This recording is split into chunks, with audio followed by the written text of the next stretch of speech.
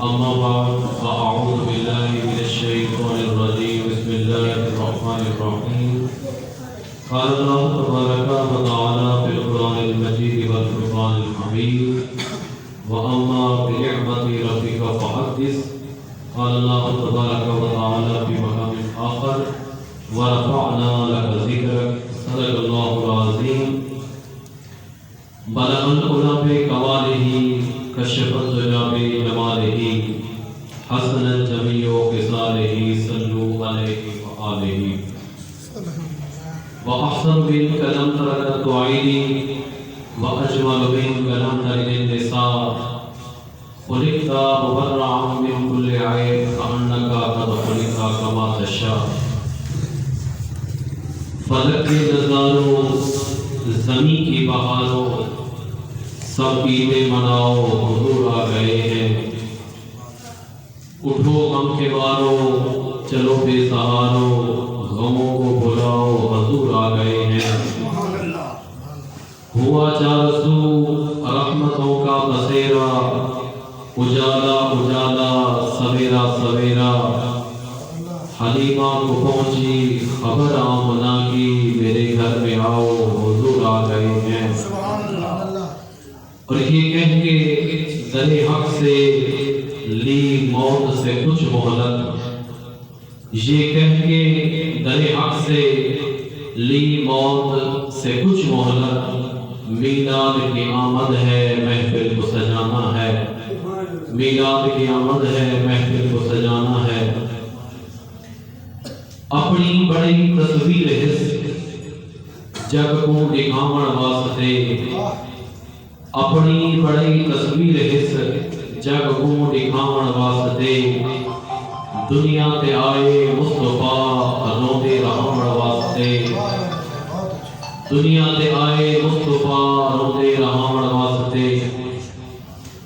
پیدا کیتا رب حسن پیدا کیتا رب حسن اوندا بڑایا مصطفیٰ یوسف جیاں بھی مہجبی سدلے علامت واسطے اپنی بڑی تصویر حس جب کو دکھاون واسطے حمد صلات کے بعد معزز عزیز طلباء اور برادران مکرم آج کی یہ بزم سعید جشن عید میلاد النبی صلی اللہ علیہ وسلم کے حوالے سے منعقد ہوئی ہے اللہ تبارک و تعالیٰ اس سلسلہ کو ہمیشہ قائم و دائم رکھے اللہ تبارک و تعالیٰ تمام طلباء جو بڑے جوش اور جذبے سے بڑی محنت اور شوق سے اس تقریب سعید میں شامل ہوتے ہیں اور جلوس کی صورت میں سفر کرتے ہیں پھر اس دربار عالیہ پہ حاضری دیتے ہیں اللہ تعالیٰ ان کے اس جذبے کو سلامت رکھے اللہ تعالیٰ ان بچوں کو ان کے علم و عمل کے اندر کامیابی اور کامرانی عطا فرمائے اللہ تعالیٰ ان کی عمر دراز فرمائے ان کو والدین کا ادب و احترام کی اساتذہ کرام کا ادب و احترام کرنے کی توفیق عطا فرمائے اساتذہ کرام موجود ہیں اللہ تبارک و تعالیٰ انہیں مزید کامیابی اور کامرانی عطا فرمائے ان کے ادارے کو اللہ تبارک و تعالیٰ سلامت رکھے کامیاب بنائے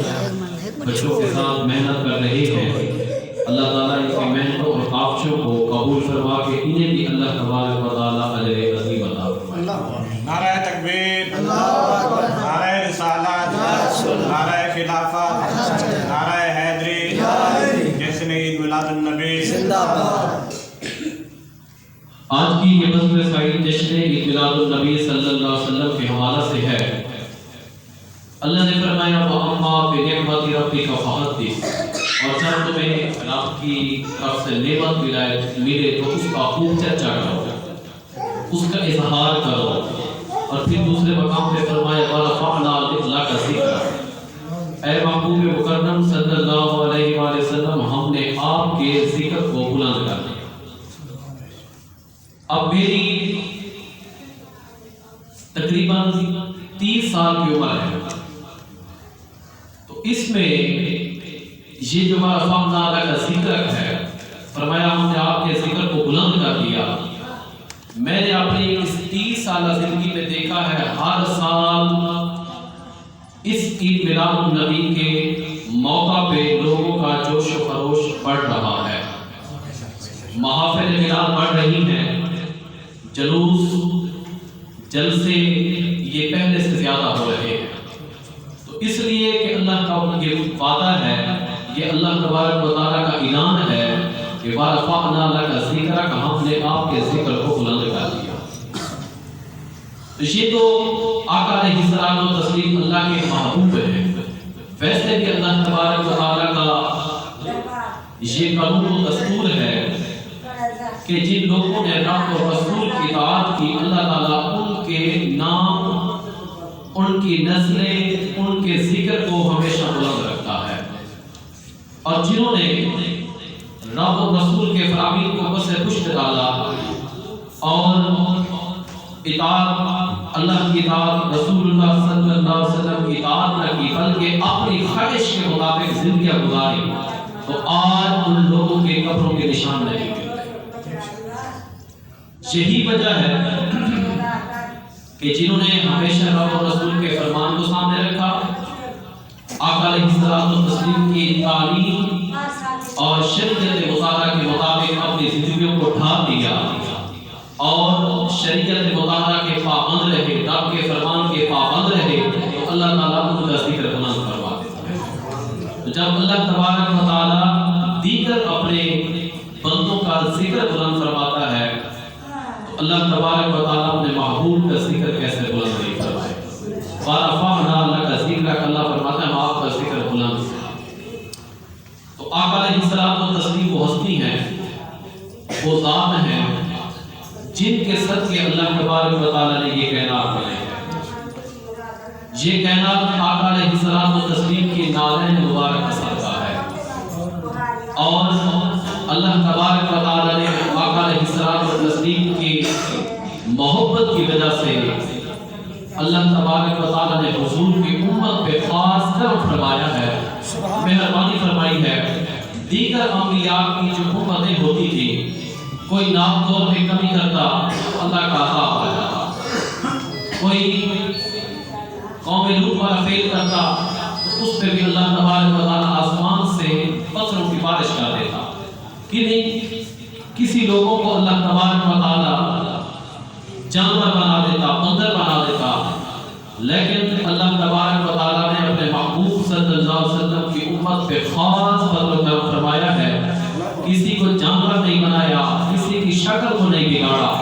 کسی کو زندہ زمین کے اندر نہیں دھسایا، اور کسی پہ آسمانوں سے پتھر نہیں برسائے، بلکہ اللہ تبارک و تعالیٰ نے فرمایا اے محبوب صلی اللہ علیہ وآلہ وسلم، اگر یہ آپ کی امت کے لوگ اگر یہ اپنی جانوں پہ ظلم کر بیٹھے، یہ گناہ کر بیٹھے، جرم کر بیٹھے، یہ اپنی جانوں پہ ظلم کر بیٹھے، پھر آپ کے دروازے پہ آ جائیں، پھر آپ کے دروازے پہ آ جائیں اور آپ بھی ان کے لیے دعا کے لیے ہاتھ اٹھا دیں، آپ ان کے حق میں